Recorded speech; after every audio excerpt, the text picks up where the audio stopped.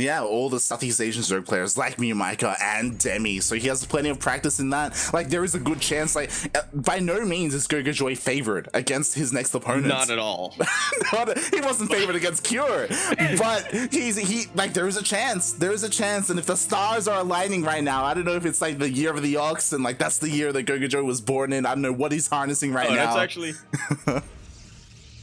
I'll say my fun fact after this, as we are on the ace match here on Pills of Gold LE, where in the bottom left-hand corner map, starting all the way in the bottom left-hand corner, we have the red Protoss player coming from South Korea.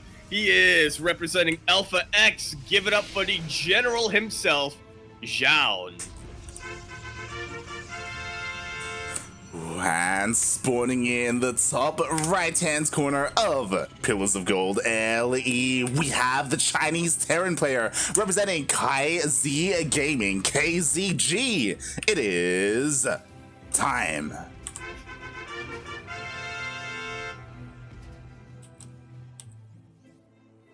Oh boy. So, my fun fact was actually that, funnily enough, the year you were born in, if it's the, like, let's say you're born the year of the Ox, if it's the year of the Ox, it's actually supposed to be like a bad year for you.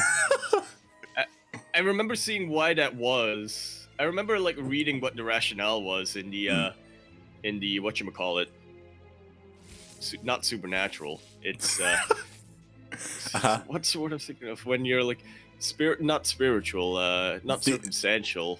You mean I know what word you're thinking of. Superstitious, that's the one. Superstition. Yeah, I remember reading what the rationale was of the superstition, but I don't quite remember it now. Maybe I got it like the wrong way around. Maybe Gogojoy isn't born in the year of the Ox. Maybe it was Cure. You know, maybe that.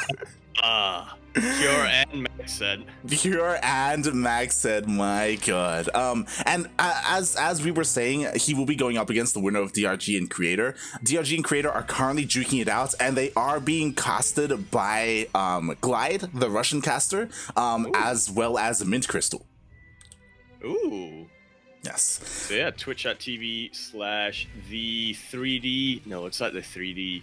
3D Clan? 3D Clan RU, yeah, 3D Clan RU for the Russian cast, and the animation dude for the English cast, and that. Yeah. But so, in the meantime, though, we have a PvT, so yeah, we didn't follow Ryung this time, but we do get some Terran action. Yeah, I was very tempted to go into DRG versus Creator, but I did see that there was already an English stream in their lobby, so it's like, you know what, you guys can have that.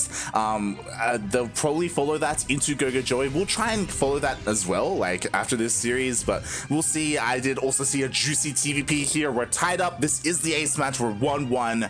This could go either way. That it definitely could. Speaking of things going either way, that probe, it's a ways off from where it should be. Yeah, it's hidden there off in the corner of the map. We'll see if it gets utilized. Meanwhile, so far, things have been pretty standard. You know, we do have a 1-1-1 coming out from time. Yeah, hopefully we get to see some of his insane... Ooh! Nice block there from Zoun, or Zoun. I was going to say, hopefully we get to see some of Time's insane Widowmine drops. That, I think, is what I'll forever know Time for. Yeah, definitely. Like, in multiple matchups, right? It's kind of what he has, like, especially towards the end of 2020. It's kind of weird to say that. But yeah, like, he really made a name for himself there with those Widowmines. Here, though, we don't see any reactors on, you know, the factory or anything like that. So he's going for a pretty interesting opener here. A lot of Rexes. Yeah, this is a straight-up 3-Rex build coming up from Time, but instead of a medevac coming in to support the bio, he's opting for the Raven, interestingly enough. Yeah, I appreciate it. There's some give and take, right? Like, because he's not going for the medevac, it means that, like, there's no drop potential. It also means that the Marines themselves are a little bit more vulnerable, but, like, you get so much utility with that Raven. Oh, definitely, especially if you're, you know, not looking to push early on. If you want to buy yourself some time to get, say, +1 weapons, which Time is probably looking to get with that eBay, that Raven just builds up more and more energy. You get more potential to throw out some disables or even an auto tart for some additional DPS. That said, you do have to keep, you do kind of have to babysit them a little when you're up against Phoenixes like this. Yeah, exactly. And that's something that Time is unaware of, right? Like, we saw his Reaper was denied earlier on. He didn't see it was a Twilight Council opening or a Stargate. And even if it was a Stargate, like, he doesn't know about these Phoenixes as they do dive in. And they dive out. Not before getting a couple of Marines first. And that goes to show that it was so much smarter as well for the Raven to be hidden in the corner. Like, again, like, that's what these Phoenixes were looking for. They wanted to pick off, like, one of those air units in the sky.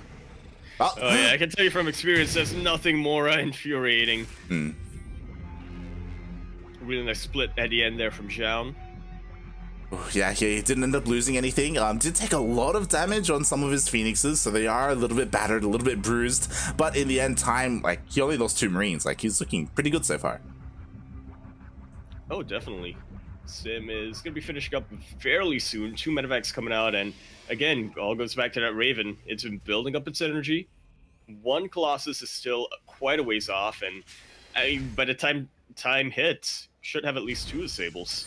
Yeah. So, like, even though Zoun is investing in these Colossus and in these extended thermal lances, like, they can be absolutely denied by that Raven as it is sneaking across the map. I really like that it's not following the main army too. They don't have boosts the way that medevacs do. It's so much more difficult because, again, like, it's such a juicy target for these Phoenixes. You kind of have to babysit them, and so far it has made it across the map. And Zoun is totally fine with sacking the Phoenixes to get that Raven. Exactly. He's kind of put a little bit of a halt in that production, focusing a bit more on the gateways. That's the disable that you want here as a Terran player. Oh my god. This is looking unstoppable right now for Time. Ooh, Jesus.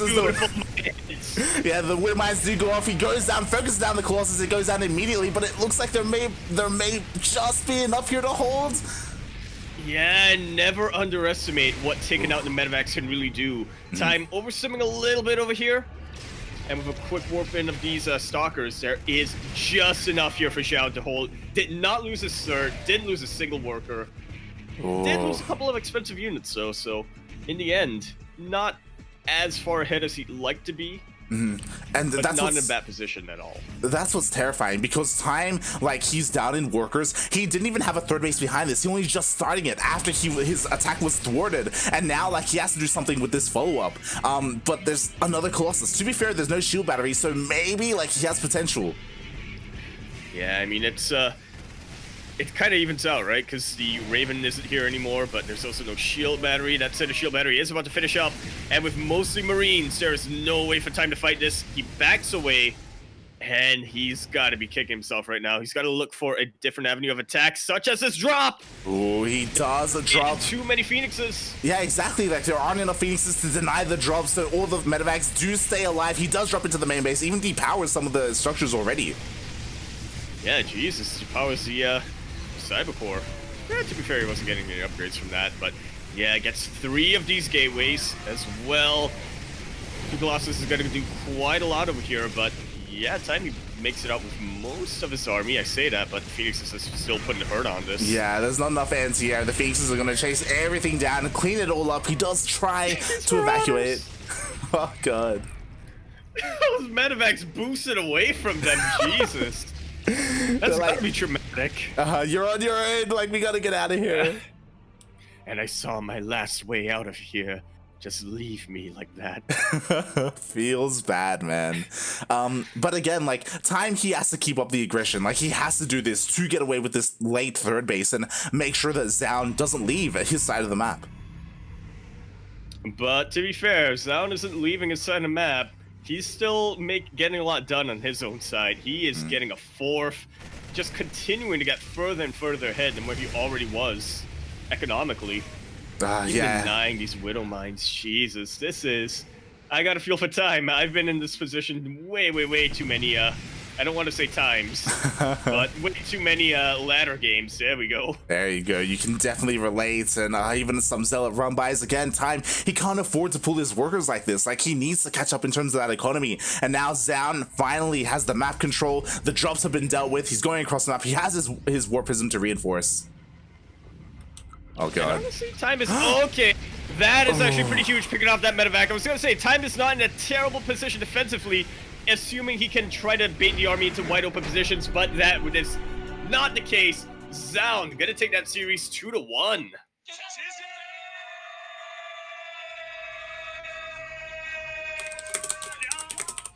And I cannot emphasize enough just how important it was that Zoun was able to deflect that initial attack. It looked so scary for him after that Colossus got disabled.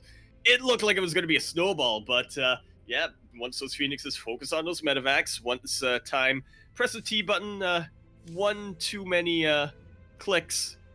Again, don't want to say time too much. That's when things started to really snowball for Zoun. Oh yeah, definitely. Definitely. GG. Like, time he was kind of all in with his initial attack, right? Like, there was no follow-up behind it. Like, he had cut workers, he didn't have a third base. Like, he was looking to win the fight and then get some economic damage done at that third base. And as you pointed out, like, after that attack, sure, he got some value and he killed the Colossus, but he never got into the mineral line. Like, he never killed any probes. And that is priority number one. Definitely priority number one for the Terran player.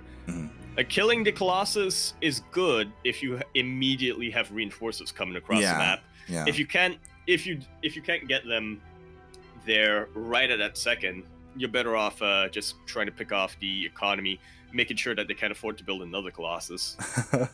Exactly. And in the end, he just didn't deal enough damage. Congratulations to Zoun for moving on forward, and he already has an opponent waiting for him.